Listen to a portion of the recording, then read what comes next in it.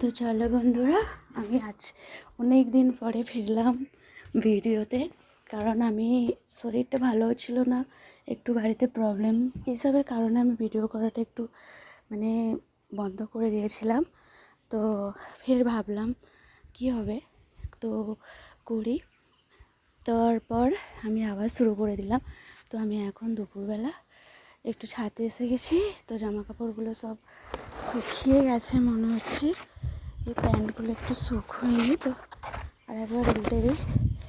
যেগুলো শুকিয়ে গেছে সেইগুলো আমি তুলে নিয়ে চলে যাই, নাহলে আবার কখন বৃষ্টি এসে যাবে। আমার আবার একটু ভোলা মন, তো আমি ভুলে যাই। তো বন্ধুরা, কেমন আছেন সকলে? ভালো আছেন তো?